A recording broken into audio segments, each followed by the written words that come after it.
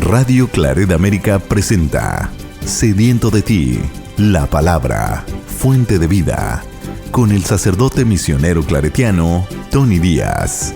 Reflexiones diarias del Evangelio. Aquí iniciamos. Bienvenidos hermanos a nuestras reflexiones bíblicas de las lecturas del día. Hoy es viernes de la 26ª semana de tiempo ordinario, y hoy celebramos la memoria de los santos ángeles custodios o los ángeles de la guarda. Ya en la sección de reflexión, pues comentaremos algo acerca de esta memoria que celebramos hoy. La primera lectura de hoy viene del libro de Job, capítulo 38, versículo 1, 12 al 21, 40 y capítulo 40, versículos 3 al 5.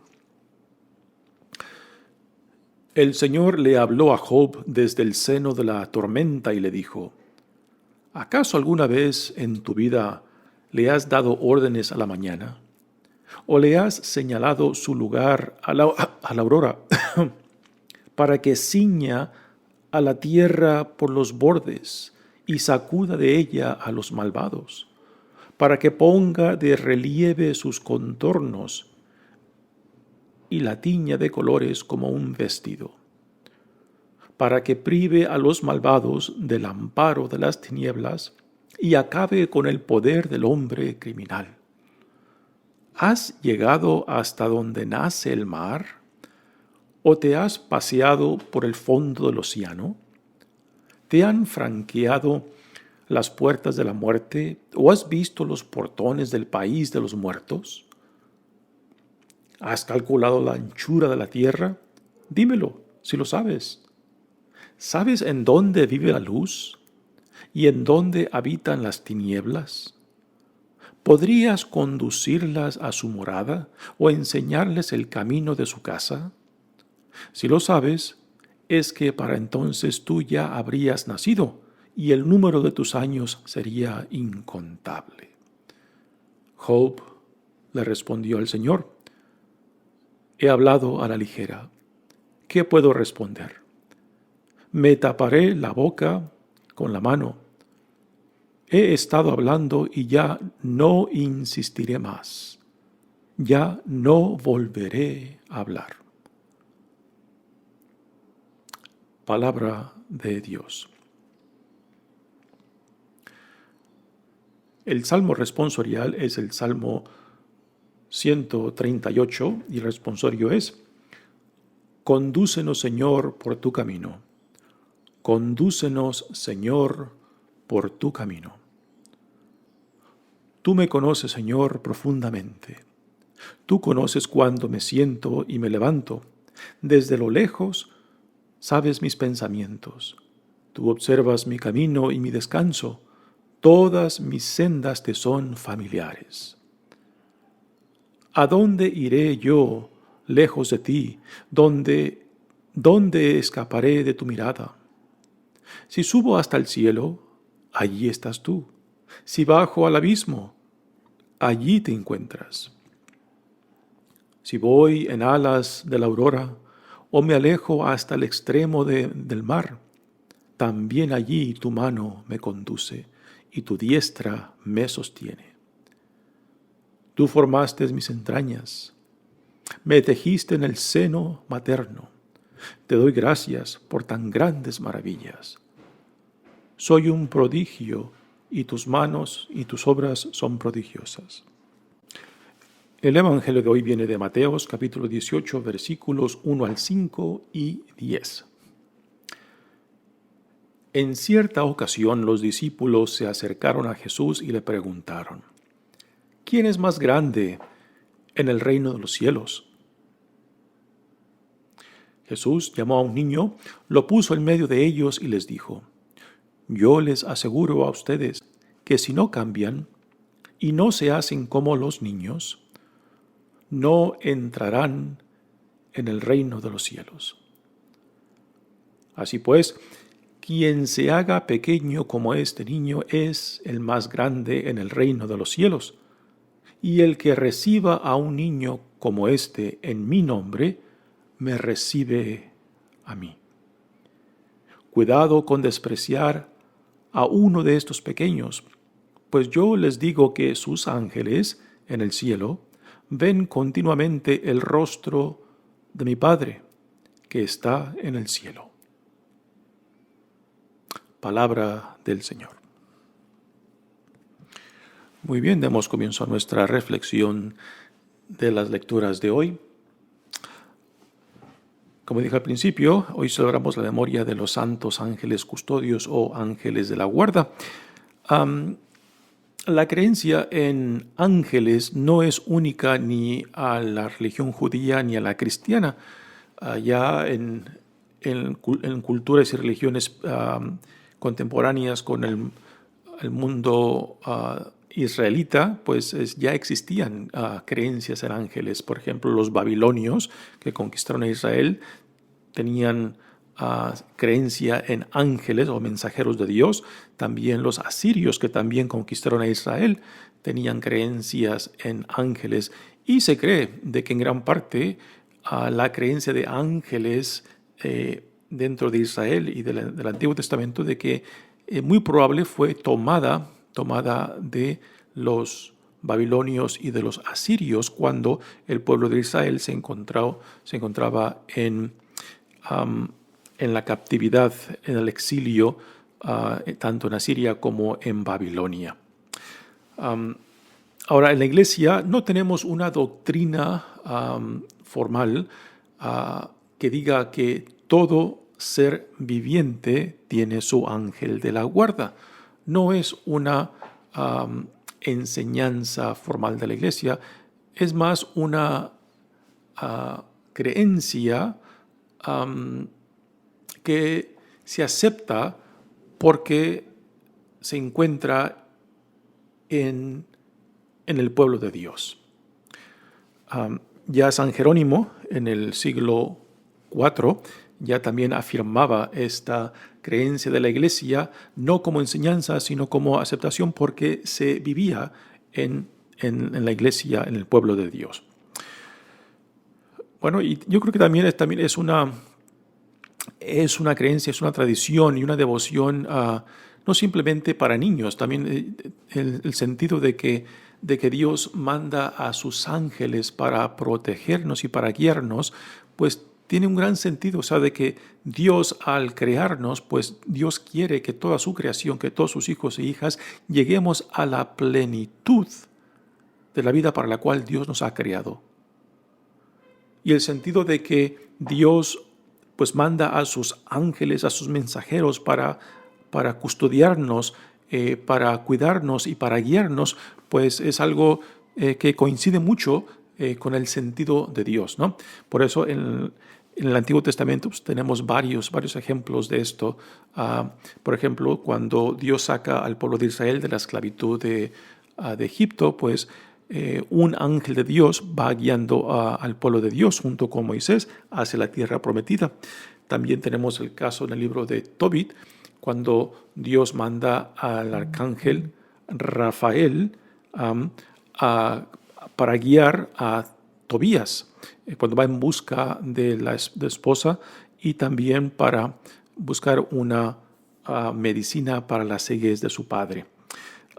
Tenemos en el Antiguo Testamento también varias citas donde hay referencia a los ángeles de Dios.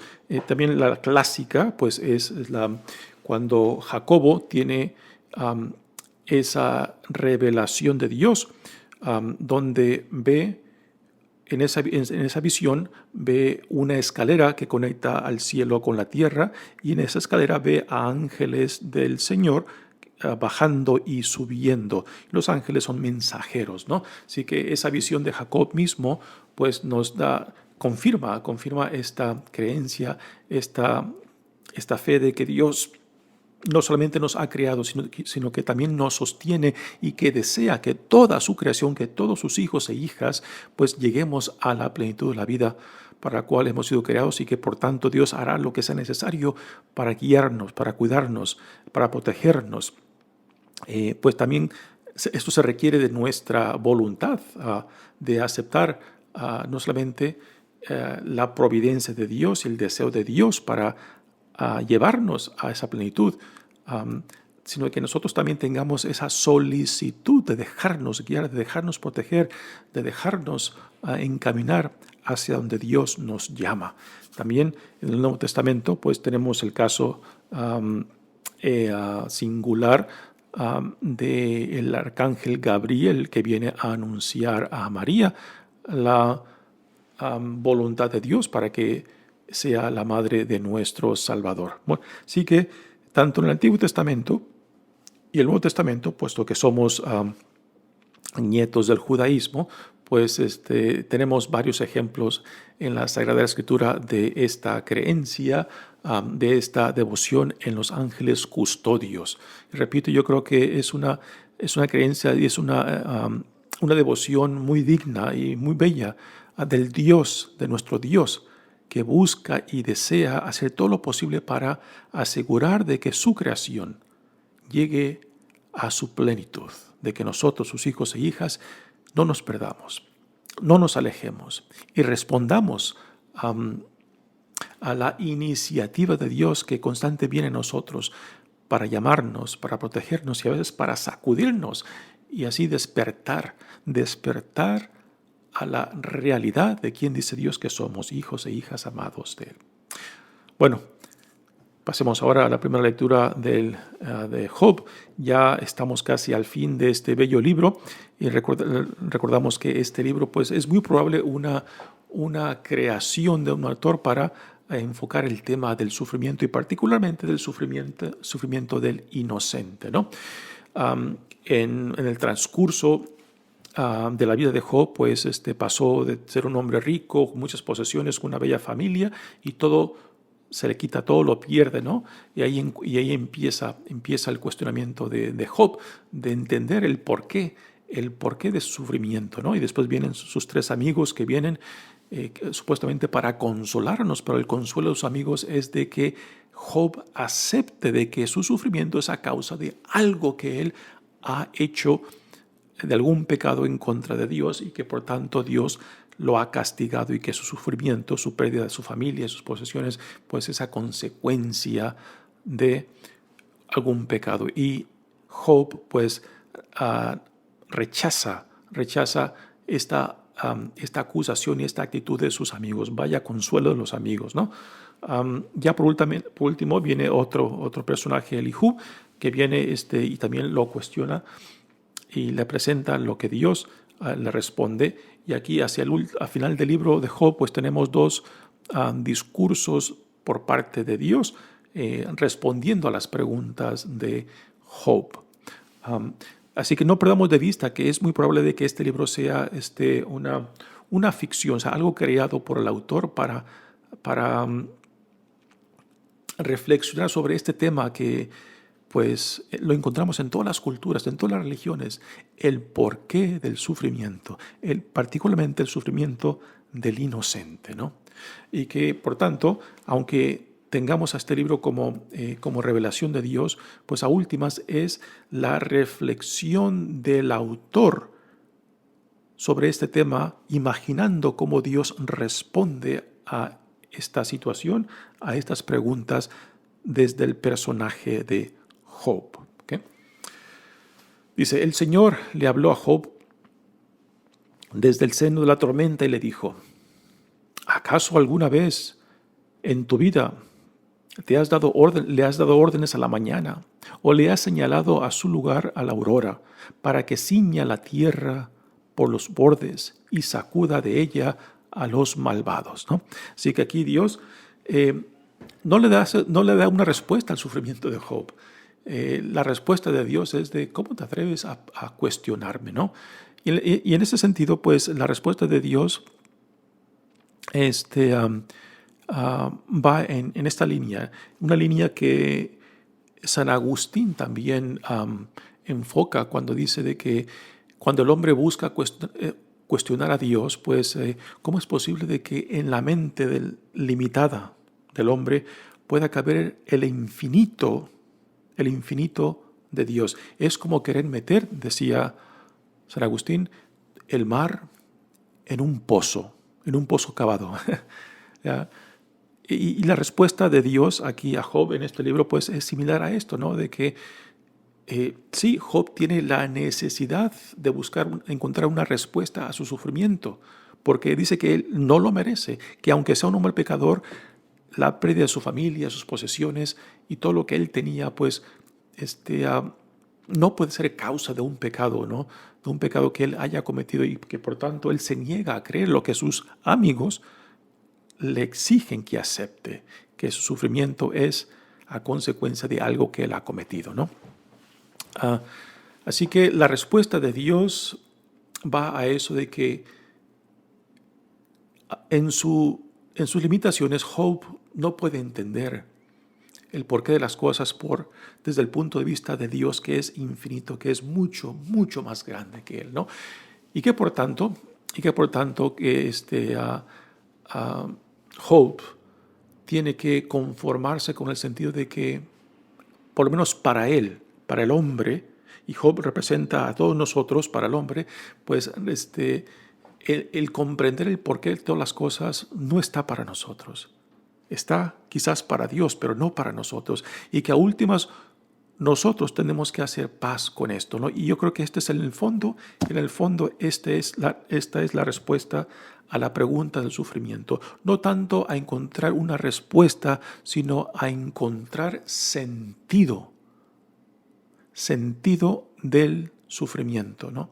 Y esto es lo que a última nos roba la paz a nosotros, que cuando no encontramos sentido de las cosas, pues nos roba el sentido de la vida, nos roba la paz y esto pues nos hace ir en busca y de cuestionar aún hasta Dios. Porque cuando podemos encontrar sentido de las cosas, aún en medio del sufrimiento, aún en medio de la tragedia, está la posibilidad de la paz, está la posibilidad de la aceptación. Sin sentido de la vida, sin sentido del porqué de las cosas, el hombre simplemente no es hombre. El ser humano no es ser humano. Tanto el hombre como la mujer siempre queremos encontrar un sentido del porqué de las cosas. Y cuando digo sentido es muy diferente a una respuesta. Dios nos puede dar una respuesta y yo la puedo rechazar porque no la entiendo o no la comprendo o simplemente no la acepto, ¿no? Pero cuando uno le encuentra sentido aún al sufrimiento, aún a la tragedia, entonces ya esa respuesta de Dios es posible que yo la acepte, me identifique y pueda vivir en paz con eso, ¿no? Así que no simplemente es una respuesta a lo que Job busca, sino un sentido del porqué. Y esto solamente se puede encontrar, yo creo, en relación con Dios. Es la relación con Dios, el vivir, el ir y venir, el empujar y jalar, es en esta dinámica del empujar y jalar, de entrar, de estar comprometido en relación con Dios, de donde nace la respuesta. Cuando no hay relación con Dios, simplemente exigimos, pero si no hay relación, pues no vamos ni a contemplar, ni a aceptar lo que Dios nos pueda proponer. Así que Dios le contesta a Job con esta imposibilidad de que Job pueda entender en sus limitaciones lo inmenso y la grandeza de Dios mismo. Dice, ¿has llegado hasta donde nace el mar? ¿O te has paseado por el fondo del océano? ¿Te han franqueado las puertas de la muerte? ¿O has visto los portones del país de los muertos? ¿Has calculado la anchura de la tierra? Dímelo, si lo sabes. Así que nuevamente aquí la respuesta que Dios le da a Job es simplemente de que Job, la cuestión del por qué las cosas quizás te incomoda y te robe la paz, pero es imposible de que tú en tus limitaciones lo puedas entender. Esto déjamelo a mí, que yo, el Creador, que yo, el que es el antiguo y el nuevo al mismo tiempo, pues solamente lo puede entender. Y esta es la última, yo creo que una de las cosas que tenemos que hacer la paz. que en nuestras limitaciones como seres humanos que vivimos en el tiempo y el espacio, pues, de que seamos incapaces de comprender la totalidad del porqué de las cosas, cuando solamente aquel que lo ha creado todo, aquel que guía todo, aquel que lleva todo a su plenitud, es el que entiende y el que sabe. Y si no podemos hacer paz con esto, si no podemos aceptar con esto, pues entonces vamos constantemente a pedirle cuentas a Dios, pero con la imposibilidad de que lo infinito pueda caber en lo finito, en lo limitado de lo que somos. Así que esta es la respuesta que Dios le da a Job, y yo creo que Job la entiende, de que a últimas él tiene que hacer paz con esto. Bueno, pasemos ahora al Evangelio de hoy, que también pues busca, fue escogido yo creo por la Iglesia para conectarlo con la memoria que celebramos hoy de los ángeles de la guarda, ángeles de la custodia, que, repito, no es una enseñanza formal de la Iglesia, pero que, como es una creencia que se vive en el pueblo, pues la Iglesia la sostiene. En cierta ocasión, los discípulos se acercaron a Jesús y le preguntaron: ¿quién es más grande en el reino de los cielos? Es impresionante que los discípulos se atrevan a hacer esta pregunta. ¿Por qué le hacen esta pregunta a Jesús acerca de quién es el más grande? Esto yo creo que nos da una visión de la inmadurez y simplemente de la cerrazón de mente y de corazón de los discípulos, a pesar de lo que hasta ese punto en el Evangelio de Mateo han visto y escuchado de Jesús. Ya han pasado por la transfiguración, ya han pasado por otras experiencias, ya han sido testigos de los milagros de Jesús, del poder de Dios, y aún no logran entender. Y es interesante que le vengan a Jesús con esa pregunta de quién es el más grande, ¿no? Porque la pregunta revela el sentido de la grandeza del mundo, la grandeza de la gente de aquellos tiempos. ¿Y a qué hace referencia esa grandeza? Al poder, al control de otros. También hace referencia a los privilegios, y también al sentido de riquezas, porque las riquezas significaba también poder, y particularmente poder sobre otros, ¿no? Así que cuando los discípulos hacen esta pregunta, ¿quién es el más grande? Por grande, ellos están dando a entender, bueno, si en el mundo los grandes son los poderosos, los ricos, los que hacen y deshacen, los que tienen privilegios, entonces, entre nosotros, ¿quién es ese? Y Jesús entonces les cambia el sentido de su pregunta según el reino de Dios, según el reino de los cielos, como Mateo lo llama, ¿no? Así que Jesús, para contestar esa pregunta, les cambia la orientación y el sentido de quién es grande según el reino de Dios y no según el reino de los hombres. Jesús llamó a un niño, lo puso en medio de ellos y les dijo: yo les aseguro a ustedes que si no cambian, aquí está las palabras de Jesús ya con cierta fuerza, ¿no? Si no cambian, si no cambian esa actitud de grandeza según el mundo, si no cambian según los valores del reino, si no cambia según lo que Dios dice que son y la vida a la cual son llamados ustedes, pues entonces no serán parte de este reino que Dios está inaugurando, ¿no? Así que cuando Jesús pone a un niño, y es muy interesante que ponga a un niño, porque un niño en el mundo de Jesús era prácticamente una propiedad. Alguien que no tenía voz, alguien que no tenía valor, alguien también que representaba fragilidad y vulnerabilidad. Y la pregunta es, ¿será esto a lo que Jesús está apuntando cuando nos dice que seamos como los niños? No dice que seamos niños, sino que seamos como los niños. Sí que las palabras de Jesús cuando dice que seamos como los niños, se está refiriendo a aspectos particulares de la niñez. No dice que seamos inmaduros como niños. No nos dice que seamos caprichosos como niños. Pero cuando dice que seamos como los niños, entonces se está refiriendo a algunos aspectos particulares de la niñez que está elevando, que está apuntando a decir, esto vale la pena, esto es significante y esto es a lo que yo me refiero al usar a un niño como un modelo, un ejemplo de a lo que somos llamados. Bueno, ¿y qué es a lo que Jesús apunta de la niñez?